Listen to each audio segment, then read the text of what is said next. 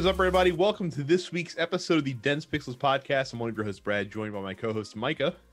Zack Snyder wants to fight God for some reason. Yeah, we were just talking about if Zack Snyder just made more masturbatory films and not stuff like Justice League, we'd all be better for it, because 300 was fun.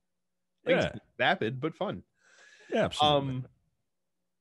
Sorry we're a day late. I had to get my my first COVID shot yesterday, so very excited about that. They chipped you.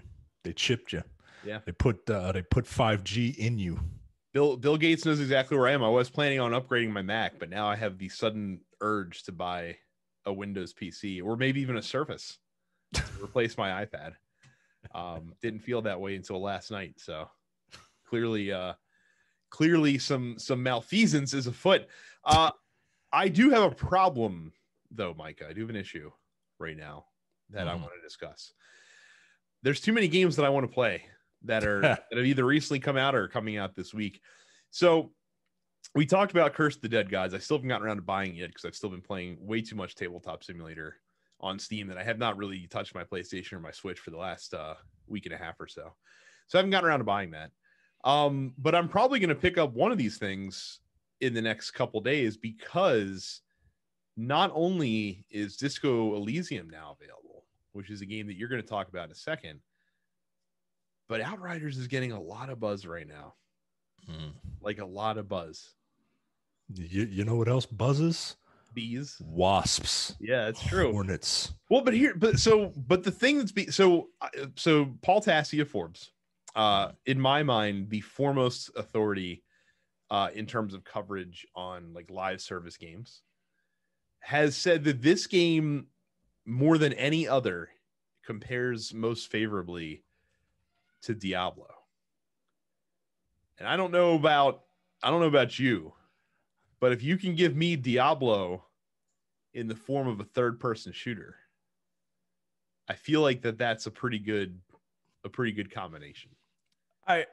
Just in terms of its like gameplay loop, where it's like very much, go kill things, grind out, get cool loot, make awesome builds, rinse, repeat.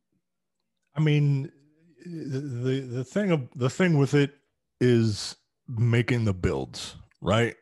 Like, that's going to be where this game lives and dies, right? Because you got other companies doing this looter shooter thing, and they've mastered it, right? Say what you want about Destiny, they've mastered it, right? There's a reason people keep coming back to it, right?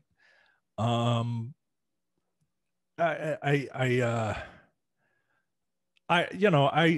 didn't give that game a chance. I still haven't. I'm gonna if you are compelled to really try this thing out and you are into it, then I'll play it. But I'll play it on Game Pass. Like see, that's the trick though, right? Like, I'm gonna have to invest $60 if I want to if I do want to play it. So so if you do that, then I have no excuse to not give this game a fair shot, other than the fact that they don't know how to make black hair. Like, they tried, but like the black hair looks like Tyler Perry wigs, and it just doesn't work. But and it's weird because I like People Can Fly. Gears of War Judgment was okay, and Bulletstorm was fine. The little bit of shooting that I did felt right. I don't know what it is about this game that I'm just not into it, and maybe it's just because I haven't unlocked the classes yet. Well, here's the thing. So the story is very like, B movie action, action movie, like cheap action movie type of story. I don't think that if you're going to this game for the story, you're going to be disappointed. Like, it is very much it's a Bulletstorm. Like, Bulletstorm was not hailed for its story. It was hailed because you got to run around and slide and kill lots of things. Like, it was very much like a different version of Doom in a lot of ways. Doom is the same way. From you can correct me if I'm wrong. I don't think anyone's playing Doom because the story's hooking them in. I Yeah, think no, the guy doesn't even have a name. right, like he's like you're playing Doom because you want to run really fast in an arena, just shooting the shit out of aliens with large guns. In this one, like the power, like I've seen some advanced builds, like some end game builds for all the different classes, and it looks cool. Like the action is running around, being able to leverage a lot of these abilities to play quickly and fluidly. Like it's funny because it's a cover based shooter, but that's not how you're supposed to play the game. Like you're supposed to play offensively because Maybe most of the classes, once their abilities actually heal you by using them. Like every class heals you by leveraging like their specialty in a lot of ways. So like when you like the trickster, which is what I was using in the demo, like when you kill enemies with your trickster offensive abilities, you get health back. Like that's kind of how it works. So even though it's cover based, like the coverage is there when you need to take a breather, like you should be running up to enemies and smashing them in the face when you're actually playing the game. All right, well maybe that's it. Maybe that's where the disconnect is for me, because as soon as I got to that tutorial where it's just like, here's a cover based gameplay, I'm just like, yeah, I'm it's when over you it. get the powers. That's when things start to unlock a little bit. So All right, well, because I kind of want to try that. I kind of want to try that pyromancer or whatever it's called. yeah. Um, Do yourself a favor. So Mtashed on YouTube is partnering with People Can Fly, and he has a few videos on his channel kind of showing each of the classes and their like all the different abilities, and showing some gameplay of especially some end game stuff. Watch those and see if that looks more interesting, because that at least will show you what you have to look forward to. all right, here's one. Which class should you pick? That's probably going to be the one that I'll look at. Yep. So, but again, I've been looking forward to Disco Elysium for a while, and that's out now, and you're playing it, which I'm a little surprised about. I didn't really think this was on your radar. It wasn't until it started winning Game of the Year everywhere. So I was like, all right, well, what is this, right? Like I have to see what this is about. And so far I'm enjoying it. And you wouldn't think I would be the type of person to enjoy it given the type of game that it is. So this is a role-playing game, but this is like a real like old school like pen and paper. I'm a dungeon master. I'm telling you what you are experiencing type of role-playing game. And I've always wanted to try something like that, but one, I never had friends that were into that stuff, and I forget what two was, but I basically I never like hung out with people that wanted to do something like that. So because it seems like fun, right? Like it's a group of people sitting together and you're all using your imagination, and someone is crafting a story, and like it's like literal role playing, right? And it just seems fun. This is the next best thing as a person who has never done that. It's so this version is fully voiced. Apparently the version that came out was not.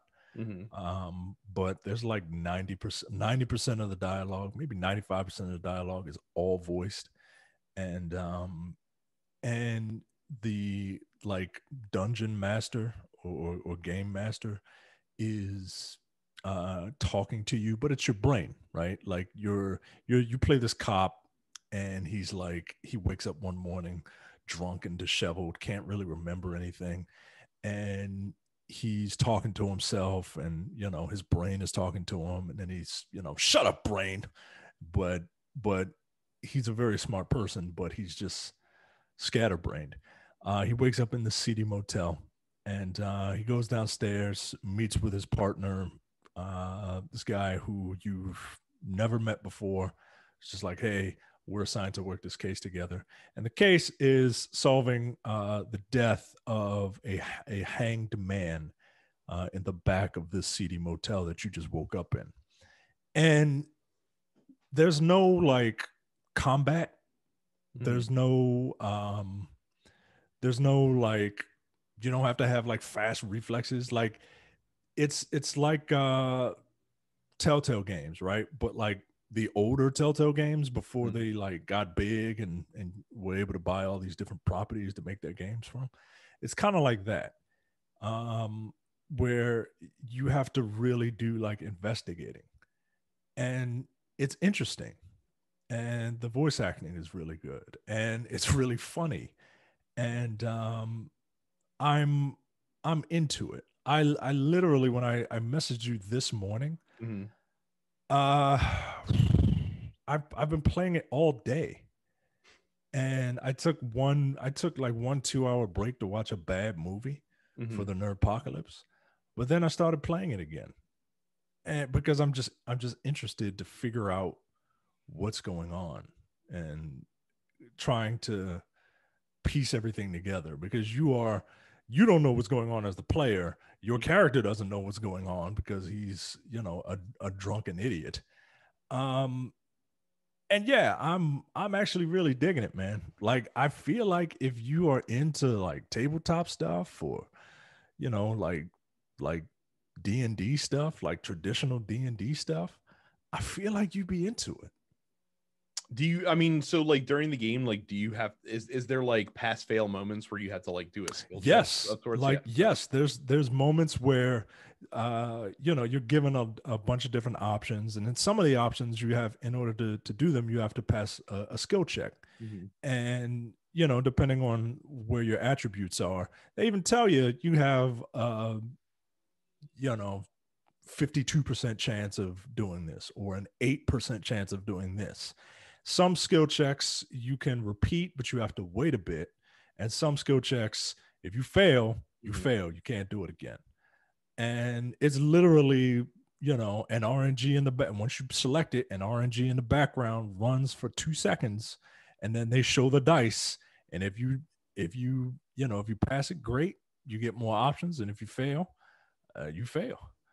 So it's really really interesting. They have this like weird like inventory system called the thought cabinet, Mhm. where as you go along in the story you will be thinking about certain things, or through conversations something will pop up that'll make you think about something, and you can kind of have that thought in the back of your mind.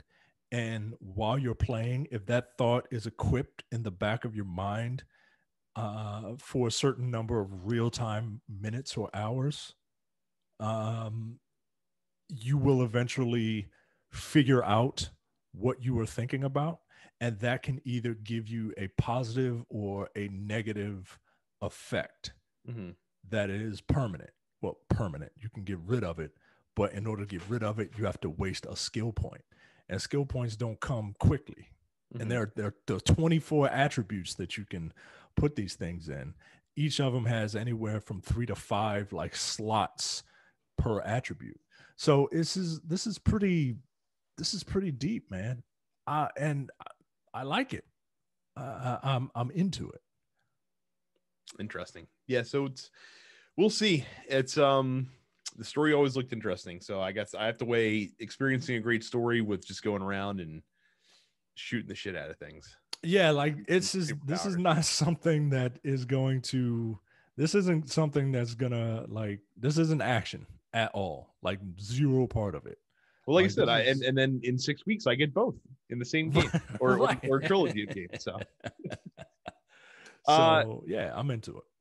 so new releases this week. Let's start with games with gold. For the Xbox One and Series X, you get Vikings, Wolves of Midgard for free the entire month of April, and then Truck Racing Championship, a game with a $59.99 retail price somehow, from April 16th to May 15th.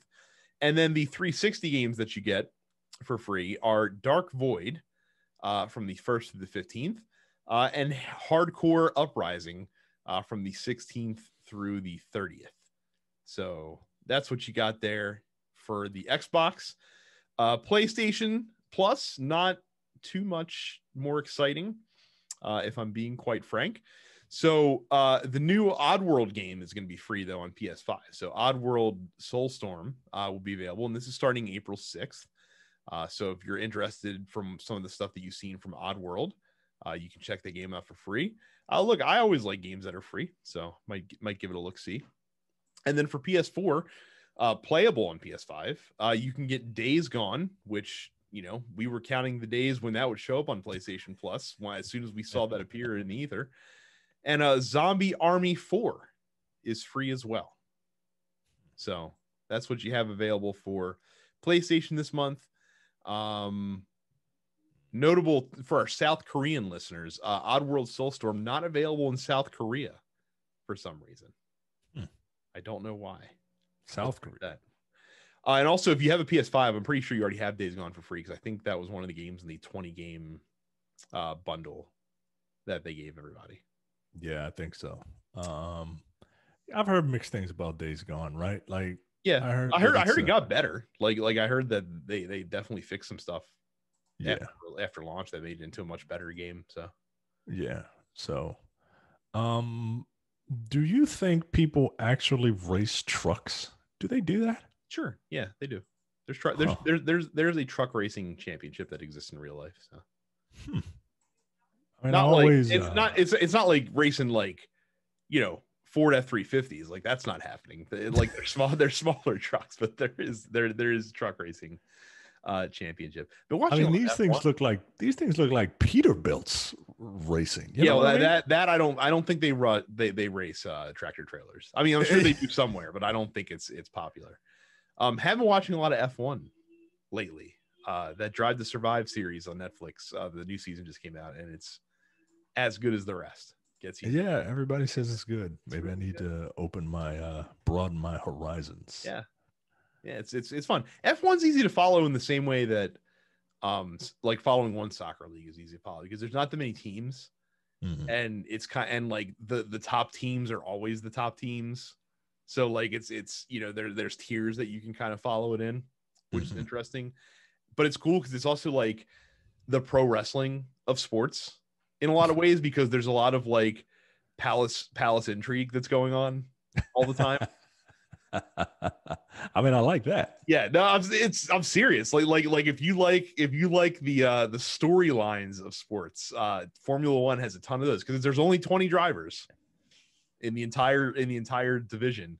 Oh wow! And like I said, since you have this hierarchy of teams, like when a spot opens up on one of the top teams, and one of the guys from like the mid-table teams signs with them, but they have to do it in the middle of the season, so like they have to play out the rest of the racing season like still on the team, so they know they're leaving at the end of the year. It creates for some interesting dynamics, and the fact you have two drivers on each team and their teammates, so like they want to work together, but at the same time they also want to do better individually. So like there's a lot of tension there occasionally as well. It's like I said, it's interesting. All right. Other new games this week: Doom 3 VR came out for PlayStation VR. Elite Dangerous, the Odyssey Alpha expansion, comes PC. We talked about Disco Elysium already. It's out on pretty much actually it's just out on PC, PlayStation, and Stadia. It's not out on anything else right now. Evil Genius 2 World Domination comes to PC. I Saw Black Clouds is on PC, PlayStation, Xbox, and Switch. All of the Kingdom Hearts crap that came out over the past couple of years on PlayStation, Xbox is now available on PC. Narita Boy comes to PC, PlayStation, Xbox, and Switch. Rogue Company gets an update for PS5. Shelter 3 comes to PC. Tennis World Tour 2 gets a next-gen upgrade for PS5 and Series X. We talked about Outriders. That's coming to every game console except for Switch. Resident Evil 7 is showing up on Google Stadia this week. And then Stormfront, the Mutant War Yubel edition, comes to PC, PlayStation, Xbox, and Switch. Nope. How are you supposed to pronounce use the beginning of words that have umlauts over them? Ubel? Is it Ubel edition? Yeah, I think it's Ubel edition. Okay. But no, Stormfront sounds way too much like Stormfront. Well, I think that's what they're going for. It also commits the mortal sin of having both a hyphen and a colon in the title. It's got a hyphen, a colon, and an umlaut. That's right. Oh man. All right. Go to densepixels.com/fans to get invited to our Discord. If you're on Facebook, shutting down soon. Yeah, Jay put the timer out. So in less than 2 weeks, if you're there, Eddie Kingston is going to run out and jump on top of you, and then it's just going to be sparklers, and then it's going to just explode and disappear. And once the Facebook group is down, we will publish the Discord link publicly. For right now, we just want to keep it for folks that have been with us on Facebook. So again, if you have not come to Discord yet, please check out the pin post in the fan group on Facebook and come check it out. There you go. While you're checking stuff out on the internet, stop checking that stuff out and start checking out all of the TNP Studios podcasts. You can get them wherever internets are available. You can subscribe to them. You can subscribe to the Nerdpocalypse, Black on Black Cinema, Comic Distractions, the weekly preview episode of Look Forward, which is being recorded today. Are you going to be on that? Double pod tonight. Well, let's hurry up then, because knowing Jay, you won't start until 9:30.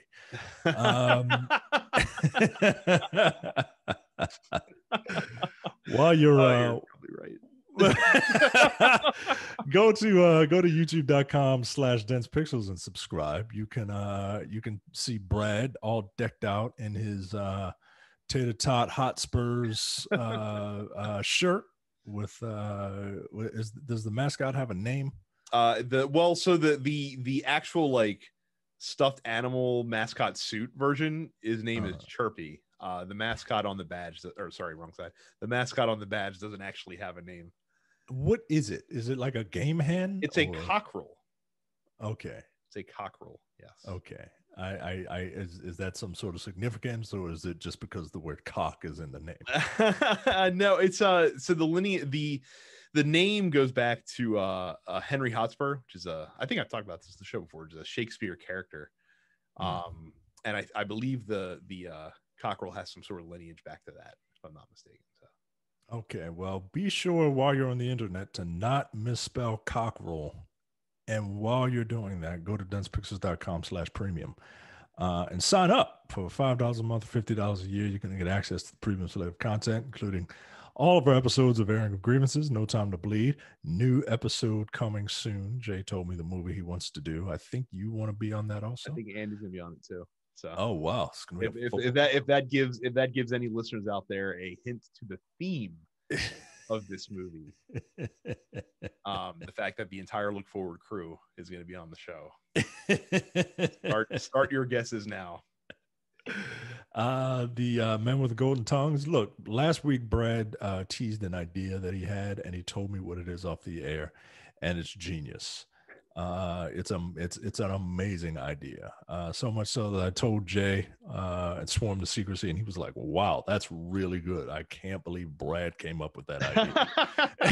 and I will say, especially relevant to listeners of this podcast. Yeah, we just have to figure out logistics, but I really want to get that up or get it started soon. So look forward to that upstage conversation, and and you can look forward to you can look forward to the 4 episodes of Look Forward. I said look forward and look forward. That's too many look forwards. Just pay attention to the look forward relating to the episode. I don't know. I'm tired, man. My son is just flipping out. He's well into his terrible twos. He's into that, like, can you do this, please? And he just looks at you. And I'm like, can you do this, please? No. My niece was not eating dinner the other day, and her dad, my brother-in-law, he threatened her. He said, if you don't eat this, I'm gonna eat it, And she looked him dead in the eyes and was like, eat it then. I can't deal with this, man. Yes, she is also too as well. The only benefit of having a child with autism is that we did not have that phase. Man, it is an interesting. He was perfectly fine at 2. We're getting it now, like now it happens when he gets upset about stuff. So yeah, well, now he can fight you. So yeah, too. But it is an interesting time right now. So yeah. So kind of a piggyback to something we talked about last week. Xbox Live Party Chat, one of the marquee features of the service, does not require gold anymore. Doesn't require a gold subscription. Used to have to. Now you don't. This is again just another move away from gold into the rosy Game Pass future that Microsoft is trying to slowly work towards. So I would assume the more they can decouple gold from all these services, the better off they will be. Apparently some folks in the beta program also won't require gold for multiplayer in free-to-play games, and the looking for group feature that Xbox has. So like I said, they are slowly phasing it out. If you don't realize that's what's happening, I've got news for you. Start preparing your $15 a month to pay for a Game Pass plus the other stuff. Yeah.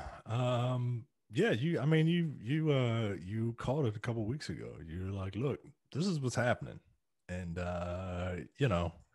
shit or get off the pot, right? Like and honestly, like with as much like, look, man, I'm not an Xbox guy at all. Game Pass is bringing value to the service. They really are.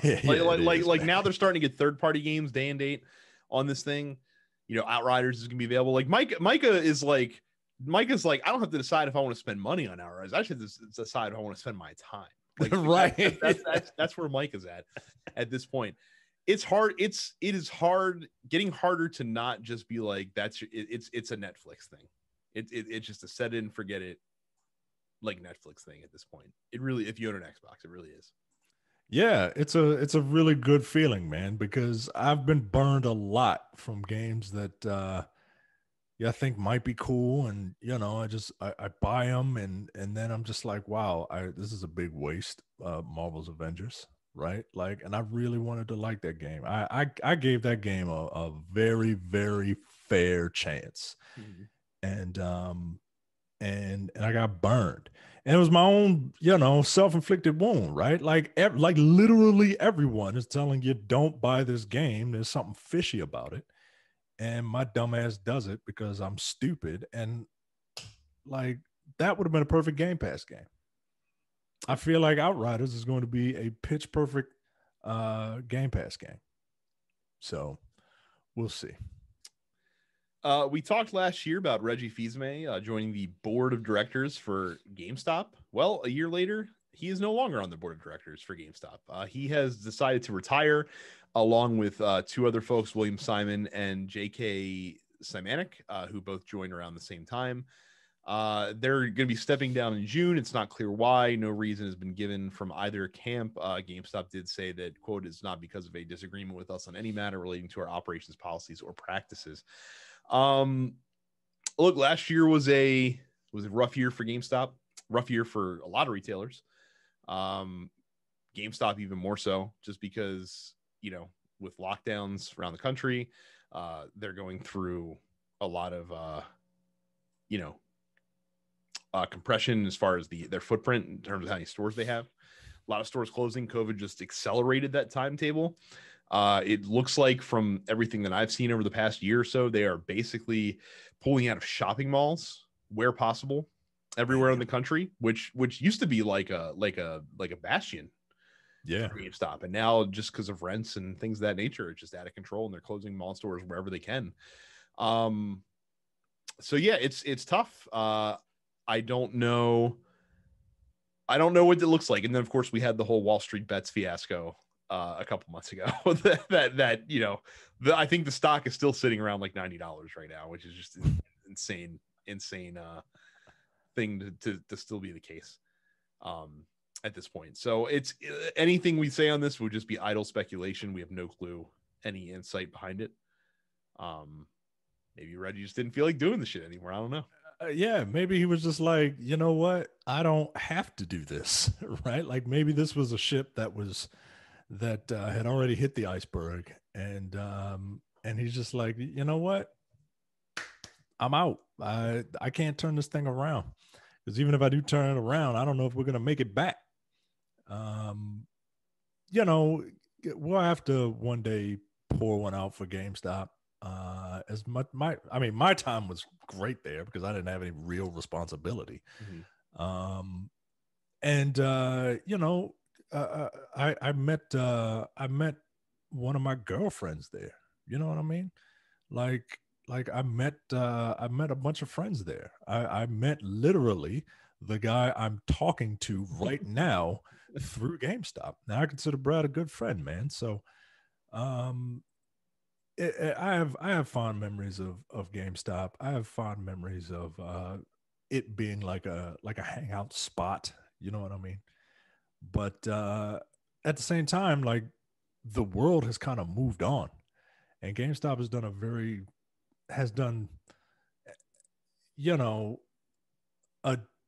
a job trying to stay relevant, but it just didn't. It's just not happening. So, well, like I said, the worst thing that could have happened to them was have a phenomenon come out around the world that forced you to stay in your house. Yep. And encourage you encourage you to play video games, but it didn't encourage you to go out and do anything. Right. as far as acquiring said games, like, and you're like, all right, well, I guess I just got to buy it on my system then. Right. It happens. So, and a lot of people who were kind of staving off digital probably relented finally in the wake of everything going on with COVID in the past year plus. So we'll see what happens. I hope that with the small footprint that they can regain their footing, because you don't need a GameStop at every corner, but I still think they have a lot of value as a company, at least for now. So here's some interesting news. So Sony Pictures is developing a movie adaptation of Ghost of Tsushima. The interesting part about this is that Chad Stileski, who is the director of the John Wick film series, is reportedly attached to direct the project whenever it does come to fruition. That's interesting because if you're going to make a Ghost of Tsushima movie, it's going to be by default, because of how the game is, it's going to probably have a lot of visual flair. Mm-hmm. And if there's one thing that the John Wick movies are known for, it is having a tremendous amount of being action movies with a tremendous amount of visual flair. Yeah. So this, if this does come to fruition, and we all know how film projects go, this could be a very interesting combination. So we talked about this briefly on the Nerdpocalypse last week, and I've been thinking about it, and Ghost of Tsushima is developed by Sucker Punch, and Sucker Punch did a tremendous job of getting the look and feel of ancient Japan, so much so that like a bunch of Japanese directors were like, a Japanese company should have made this game. Like, I don't know why they did so much so that the heads of Sucker Punch have been designated honorary like tourism bureau like ambassadors on Sushima Island. Right. They took a lot of love and care to try and be as respectful as possible to this culture. And I'm just I wonder if the one of the John Wick guys is going to be able to do that. You know what I mean? You know, I see his line of work, I see his body of work, and I see like John Wick, John Wick, and John Wick, which is full of like a bunch of Russian stereotypes, and you know, I don't know. I'm very curious. I hope that this movie is taken as seriously as the game is taken. Like, yeah, I want to see cool visuals, right? Because the game is beautiful, and I would love to see cool visuals. But I'm also at the point in my life where like cool visuals aren't enough for me anymore because I can see cool visuals anyway, right? I I um I hope that this is taken seriously. You know, I hope that like almost to the point where I would want it to be subtitled, but you know, I know not to expect too much. No, not in 2020, not in the 2020s. You're really not going to get a fully foreign voiced film and expect that to make money. So right, but you know, I'm going to set my bar lower. I'm just going to hope for a cast of all Asian actors. And hopefully they can clear that incredibly low yet very difficult bar to hurdle over. now, how low is your bar? Is your bar all Japanese actors or all Asian actors? I'm gonna say I feel like limiting them to Japanese actors only is going to look. You got to crawl before you can walk, Mike. I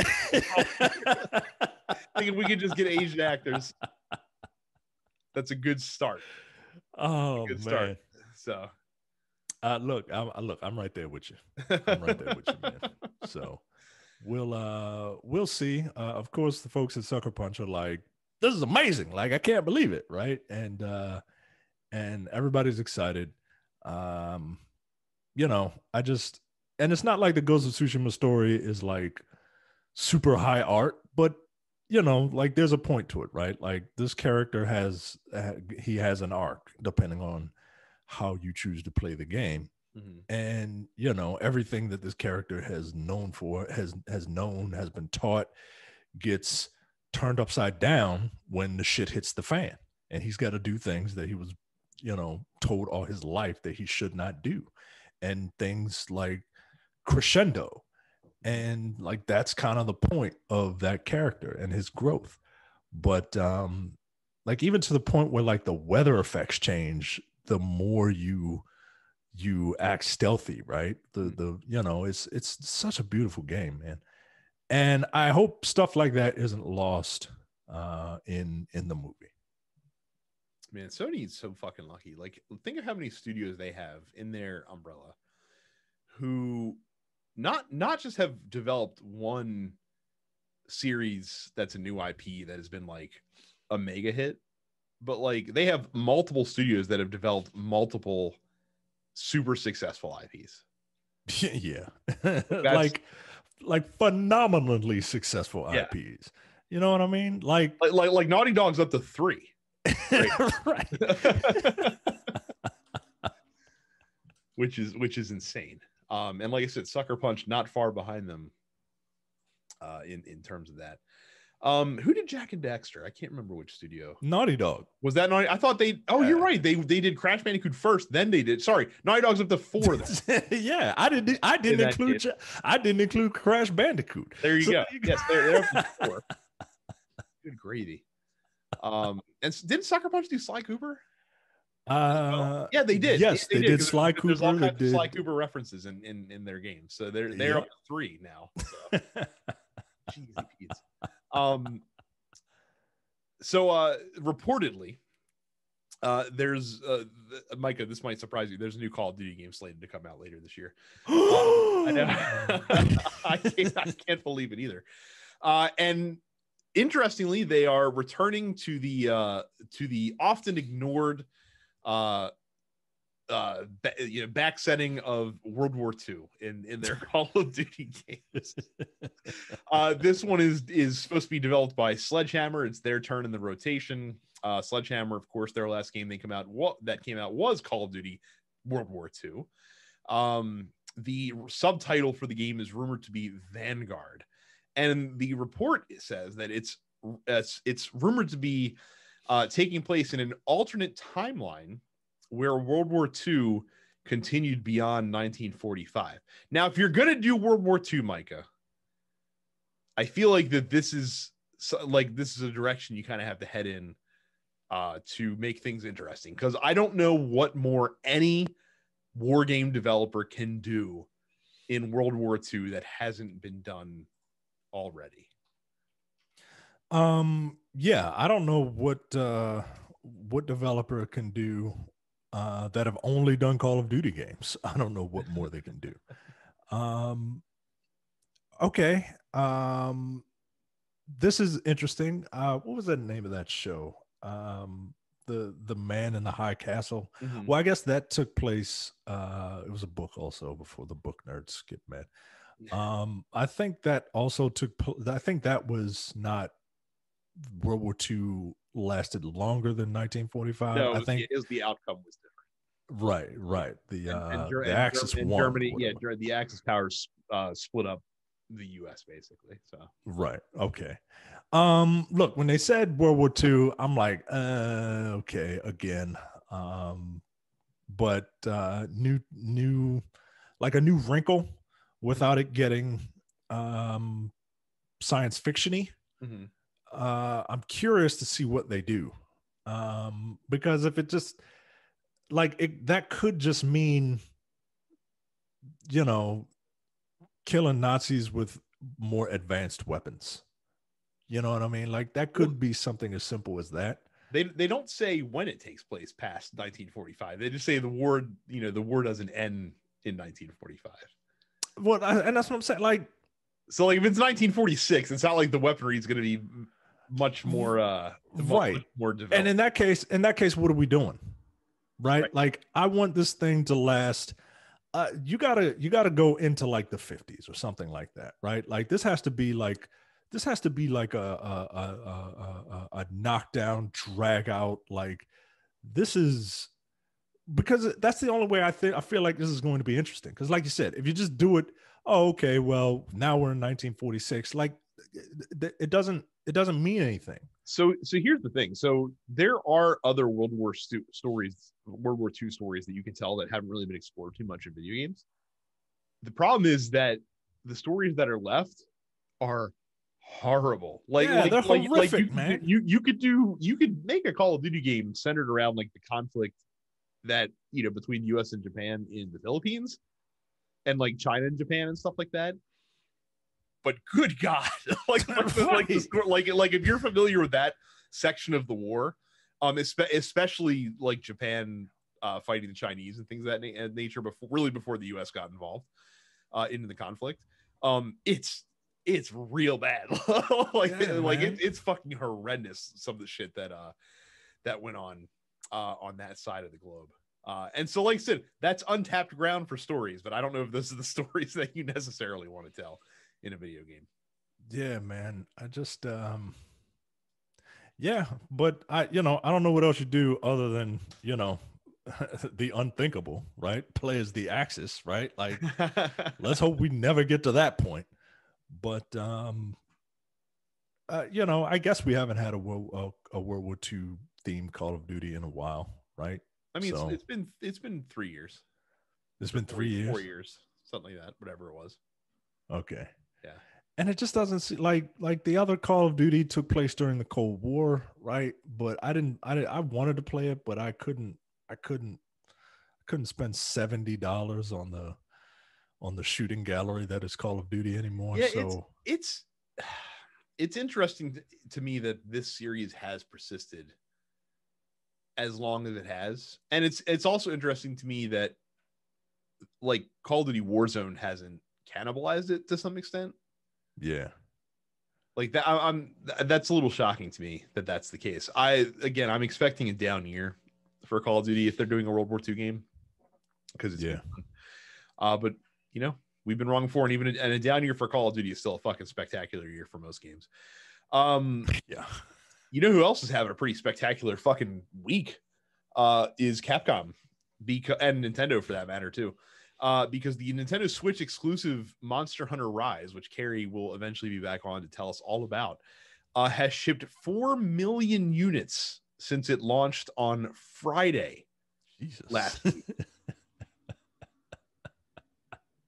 So over 4 million copies sold of a Nintendo exclusive version of Monster Hunter Rise. Boy, has this series come a long way just in terms of commercial success, thanks to Monster Hunter World. Yeah, like Monster Hunter has always been big in Japan, but sometimes things just don't translate. Mm-hmm. Apparently, this really translates. Like this really translates. They found the secret sauce. Yeah, man. Because the previous Monster Hunter games, up until Monster Hunter World, did not have this level of impact in the Western market. So I'm trying to figure out what it is, right? Like, is it the multiplayer? Is it just the idea of you going out with your friends? That has to be a huge part of it. Because this game is not the most intuitive game to control on a console. It's not intuitive to control, and it doesn't play very fluidly. No, there are much better playing action games. And I tried Monster Hunter World and I could not stick with it for that reason. The gameplay was just too clunky. And I found what I was looking for from that genre in Dauntless, because Dauntless was a game that played just with a lot more pace. And I found that to be a lot more enjoyable. But yeah, Monster Hunter it probably marries the RPG elements more too. So like if you're a JRPG fan, and again, this is me speculating and talking out of my ass a little bit, I'd be very curious. I mean, Carrie would be the person that would be best suited to talk about this. I would imagine like you're getting a lot of the JRPG flavor in there as well with Monster Hunter. And again, I do think that the social aspect has a lot to do with it, because those hunts can take 20, 30, 40 minutes to complete. So there's a real, skin in the game type of investment when it comes to things like this. So yeah, like I see a couple YouTubers and they're playing this. They're not playing it alone. They're playing it with their friends, and they seem to be having a good time. I guess it's like the video game equivalent of like fishing with your buddies, right? Like fishing to me is one of the more boring aspects of life, right? Like just sitting out there. I don't drink, so and I don't have too many friends, so that would want to go out there and do it. So it's just boring to me. And that's what a lot of this is, right? Like there's some golf is the same way in a lot of ways. Like golf for people that don't play golf well is more of a social endeavor than it is a skilled activity. So yeah, but at least I'm moving. You know what I mean? Like at the end of the day, like I gotta stretch. You know what I mean? Like this is yeah, I see what you're saying, but yeah, it just never clicked with me. But I'm the outlier here, and that's fine. Enjoy. Yeah. Kill Rathalos. Give Rathalos one for your boy. Here's a game we haven't really talked about in a while. Cyberpunk 2077 released a patch this week that includes hundreds of bug fixes and gameplay changes on PlayStation 4, PC, and Xbox One, and then the Stadia versions getting the same patch later this week.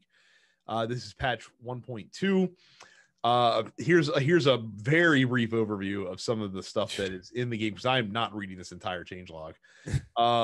It addresses the game's unusually fast and lethal police response times and offers some much needed options to driving vehicles and getting them unstuck from the environment.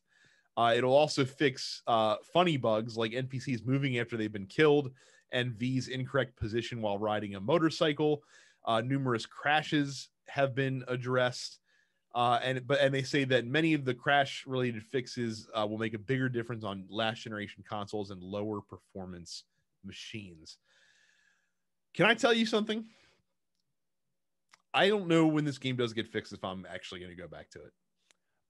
You probably won't. One, it probably won't get fixed until it probably won't be in a state that has been promised at least for you, until sometime late this year at the earliest. And that's being very generous. And at that point, like the shine is off of the thing. The right? shine's already off because like in the months since the game is released, and again, the game came out nearly 4 months ago at this point.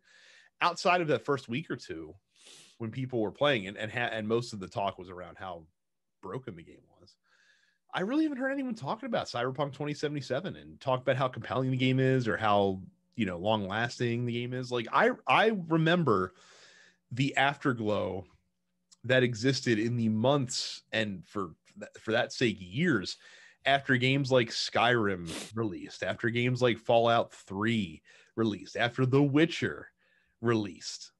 Like those are games that people continue just to talk about and not stop talking about. I haven't heard shit about Cyberpunk. Well, those other games that you mentioned are they are stories that are a little more interesting. They're games that are longer, right? So, some, like, I know they specifically decided to make this game 30 hours because, they found that people who play their games tend to not, like, people who play the Witcher games tend to not finish them because they're so incredibly long. And you need to kind of have a middle ground, right? Cyberpunk is a fine game. I played it and I liked it enough to finish it, but I'm never gonna go back to it unless they come out with some sort of new game plus. And even then, I mean, it depends on what else is out, right? Like, and a lot of it is character, man. Like, V's kind of a dick, and some of these characters aren't as interesting, right? Like, we get on here every week. It damn near feels like every week, and we talk and we laud Mass Effect, right? And we're not the only ones.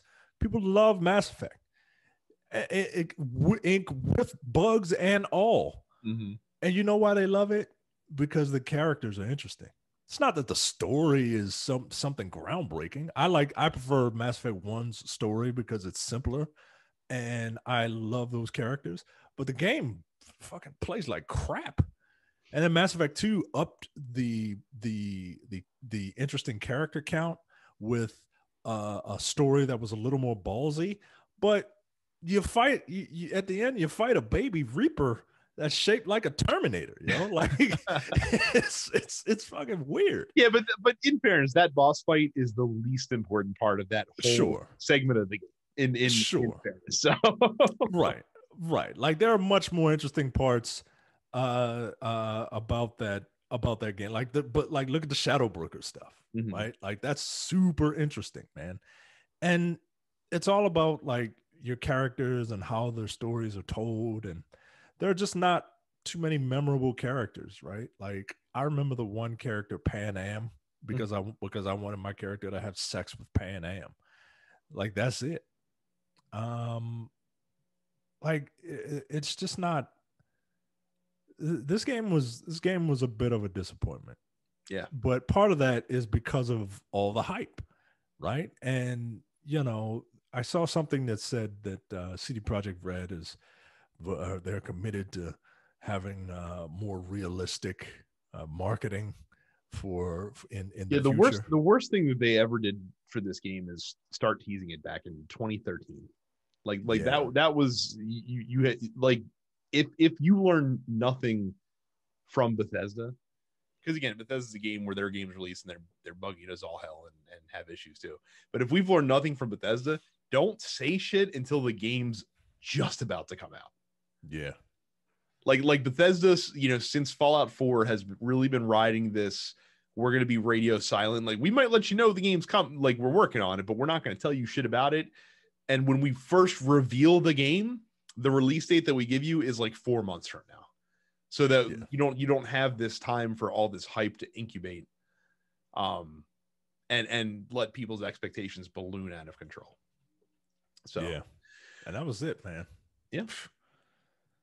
Lastly, in the news, EA getting back in the golf business. So they have announced that a new PGA Tour game is coming out using the Frostbite engine. It will include many of the world's most famous golf courses and golfers, but hasn't said where or who, and they haven't said when the game is planning on coming out. This was literally just an announcement to say, hey, we're going to be making a PGA Tour game. So that's interesting. EA has not put out a golf game since 2014, I believe, was the last game that released in the PGA Tour series. A lot of folks really do enjoy the EA games. I don't think that the golf club games, which has become the new PGA Tour series, have quite captured the same audience. So I'm sure this is welcome news for a subset of folks who really enjoyed those Tiger Woods games and would like to play a new one. So got that to look forward to. Look, I prefer my golf games with anime characters and just 1 meter to just let me know how hard I'm driving the ball. I did enjoy the PGA Tour games back in the day. They had a lot going for them. But I think at this point, I too am kind of in the Hot Shots / everybody's golf camp / Mario Golf camp at this point. Yeah, I don't want. I just the simulated sports they're too much for me because there's too much simulation. Yeah, you know what I mean. Yeah, like I just want to have a good time. Real golf is actual physical golf is a good time. It's backbreaking. I remember the first time I played 18 holes, I was dead tired. Did you walk when I was done? Yeah. What? Yeah, we walked it. What fucking's wrong with you? I was dead tired, man. Look, man, I couldn't do it. I know when it comes to anything but video games that you're tight with $1, but just dude, it's $14. Rent the cart. Jesus. I have never walked a course in my life. I've played 50 or 60 rounds of golf. I have never walked a course ever. The first time I did it, we walked it, and it was excruciating. We were there for literally hours, just hours upon hours upon hours. It's 5 hours, and you're walking like you're walking. You know, do the math. It's like a full course is like 7,000 yards. Yeah, that's man. 21,000 feet. That's like 4 miles. Like you're literally walking 4 miles with a 25-pound bag on your back. And then you're stopping every 150 feet to swing a stick at a ball, and then pack it all up and traipse on forward again. Get the cart, Jesus Christ! We did the second time. We did the second time. And the third time. That's all I've only done three times. But Jesus Christ, it's a workout, man. But if I say all that to say that if you go to www.densepixels.com/Amazon, you can get yourself a pair of golf clubs. Only by going to densepixels.com/Amazon are you able to do so. Because when you go to densepixels.com/Amazon and type in golf clubs, you can get yourself Callaway Golf Men's Strata Complete Set for the average rating 4.5 stars by 4,500 reviews for a measly $449.99. That is a pretty good price for a set of Callaways. There you go. And you should go to densepixels.com/Amazon, your only place to buy those. Because when you do, you don't pay anything extra, and you help us out by giving us a finder's fee. So go to densepixels.com/Amazon. I paid slightly more for my clubs. I have a set of TaylorMade R7s. Ooh. That I paid. Well, that was George Bush stimulus money that I bought those with. Hey, so you're doing the world, you're doing the country the favor by stimulating the economy. Like I said, those clubs have served me well for what 15 years now at this point. Hey. So I'm more of a top golf guy now. I can't go out there and I got to get you out again one of these days. As long as we're driving. We'll be riding. Don't you worry. We go to the post office. Rev-esque, is there a game that you didn't expect to be good, but surprised you? Well, so many games would qualify in this game. Maybe Outriders next week. Yeah.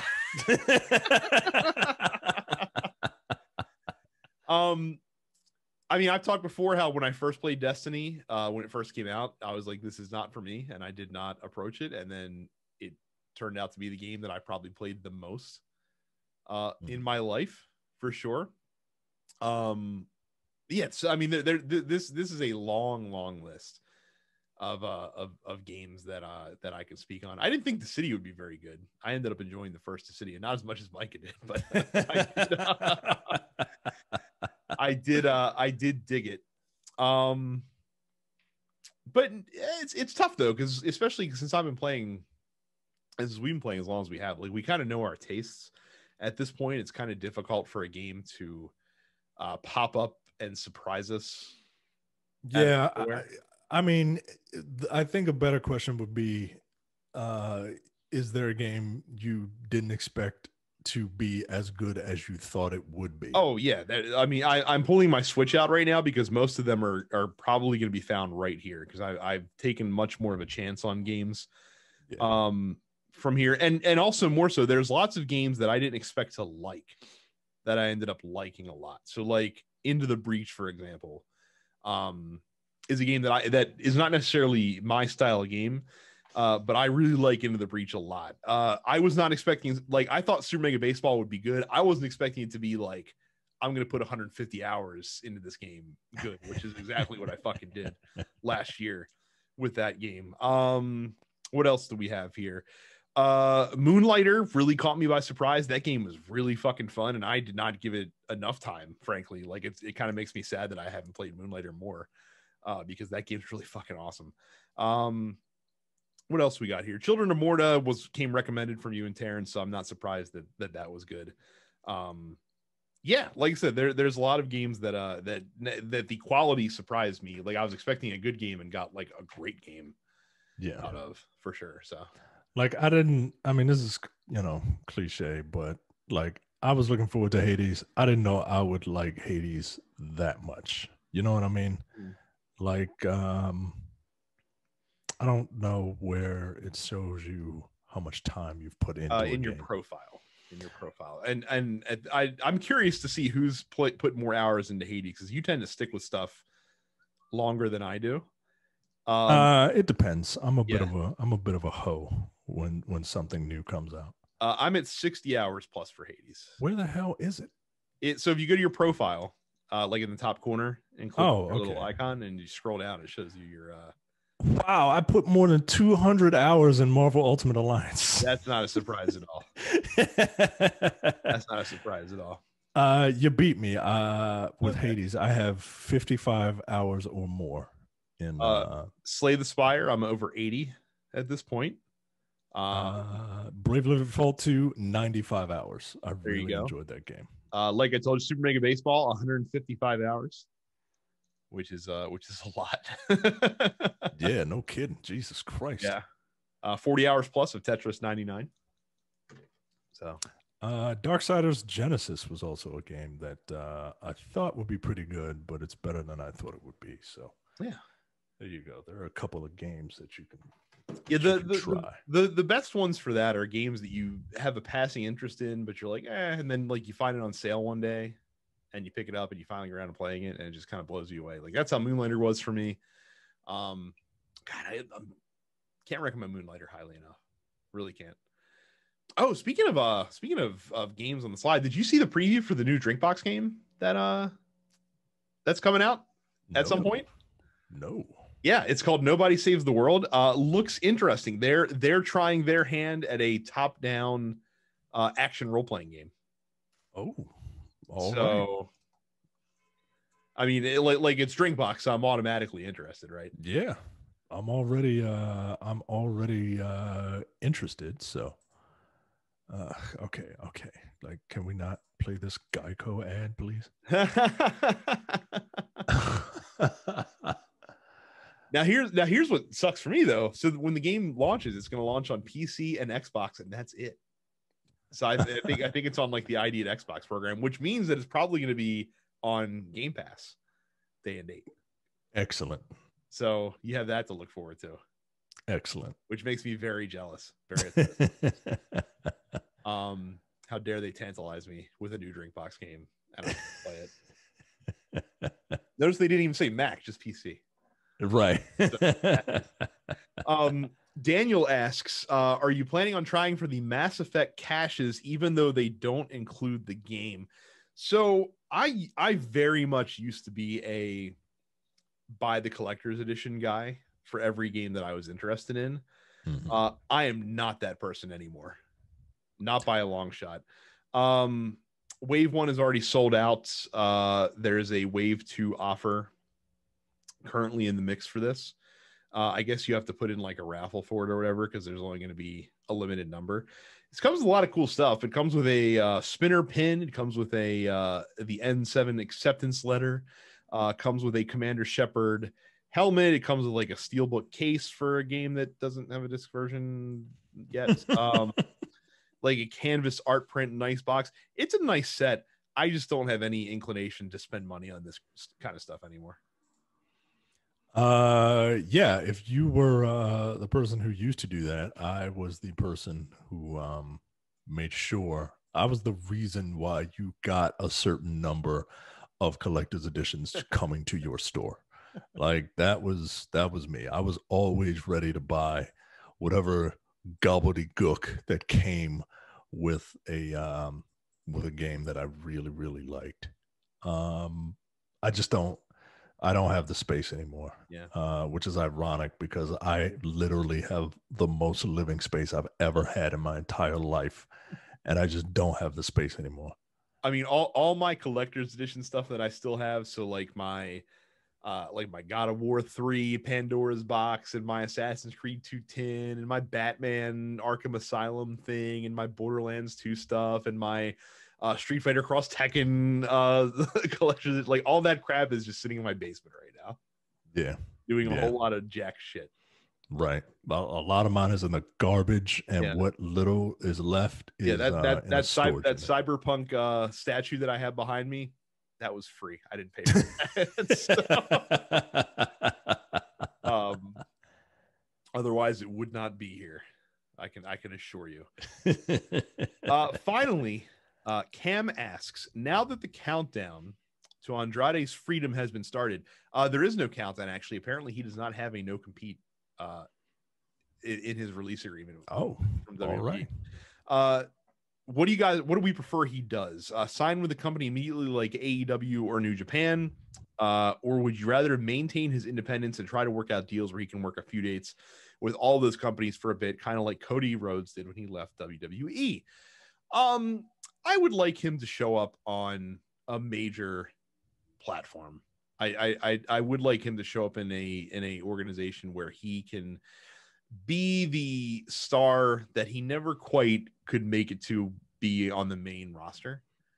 That dude has a lot of talent. We got to see it when he was down in NXT. Yeah, I was about to say, if you don't watch NXT, you would never know it. Right. Like that's the thing is that he was amazing in NXT when he was on his main event ride. And the biggest problem that Andrade has is that he's not great at speaking English, so he's very poor promo. And that's the part that you kind of need to really get on top. They solved for that with Zelina Vega, but once she was fired, then he had nothing to have. Yeah.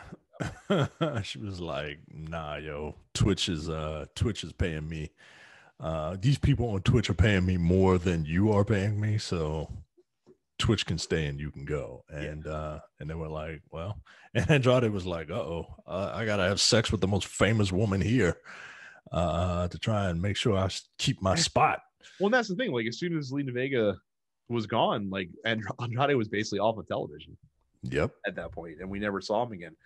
So yeah, it's difficult. Like if you can't cut a promo, or if you can't have a microphone next to you to cut a promo, you ain't gonna make it in Vince McMahon's WWE. No, and in all honesty, you're not gonna make it in Tony Khan's AEW either. Like it's not like the people at the top of the card can't talk worth the shit. Right. AEW either. So it'd be interesting to see him and Zelina and Thea Trinidad end up in AEW together. Because they had great chemistry. They had fantastic chemistry with each other. They were a great combination, and it was really sad to see that get broken up. And unfortunate for him, because like I said, as far as his in-ring work goes, he is one of the best and very enjoyable to watch. Still, if you have not seen it, one of the best matches in NXT history and in recent WWE history was Gargano Andrade from, I think it was Takeover. I think it was the one before the Royal Rumble in 2017. I don't know what the little subtitle was for that takeover. But that match was amazing, and you should definitely go check it out because it was really fucking good and well worth your time. All right. That is it for the post office. Thank you guys very much for your questions this week. Again, post office is exclusively in Discord, and Discord will be all that is left soon. So if you've not joined the fan group yet, go to denspixels.com/fans, go to the pin post, join the Discord, or wait for the link to become public, and it'll be in our show notes in the future. Subscribe to us. We're on whatever fine platform you get podcasts, and make sure you subscribe to all the other TNP Studios shows as well. A lot of good stuff happening all over the network every single week. You don't want to miss any of it, especially as movies start to get back into the mix a little bit. New Jason Statham movie trailer came out the other day, directed by Guy Ritchie. Looks hot. Look, I'm gonna watch it. Ready for it. I'm just saying. This have missed that combination for quite some time. It looks. I'm gonna watch it. It'll be good to see Turkish back in action. I'm gonna watch it. It looks interesting. There's some mystery surrounding it. Make sure you subscribe on YouTube.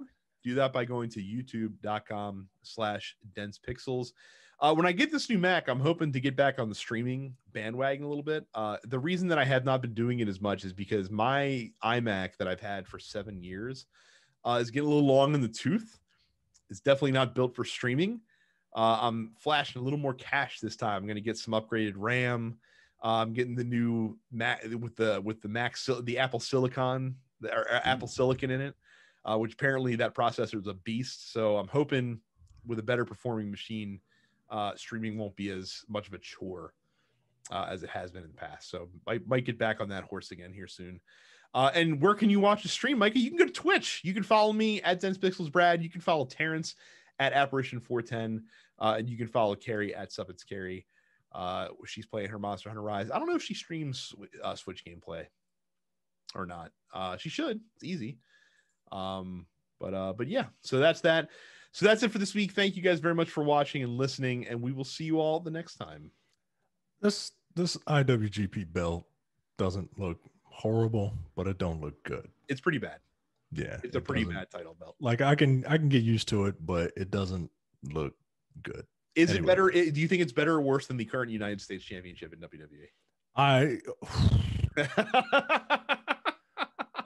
In the words of the current United States champion in WWE, I'm sorry, I forgot what I was going to say.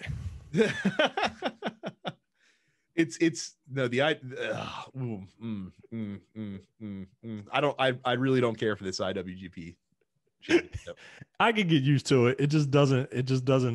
No, bro. Nope. This is worse. You know why? You know what this belt reminds me of? You know what I think of when I immediately see it at first glance? Because of the shape of the. You think of the butterfly belt, right? I do. I'm thinking of the Divas. I'm thinking of the Divas Championship. Oh shit! Plus, there was nothing wrong. There was nothing wrong with the old IWGP belt. Do they sell? Does New Japan sell belts like that? Probably. Like to because WWE is always save 30% on our $500 belts. Probably. Look, the old IWGP title looks like that they're like, we're going to take the WCW World Championship, we're going to add some silver to it, and this is going to be baller. It's a cool belt. This new belt sucks. I can't unsee the butterfly now. See, I'm surprised I'm the first person to think of this. It looks like a cross between the butterfly belt and the Washington Capitals logo. I saw some. I'm looking at people, and they say that it looks like the Cody Rhodes tattoo belt. It's got the same shape. Yeah, that's a. If I can give any of you kids life advice out there, never opt for the side, neck, or face tattoo. Just don't do it. Just don't do it. You think Mike Tyson would do that shit again if he could? Absolutely not. Just don't do it. Just don't do it. Oh, Jesus. All right. I'm done.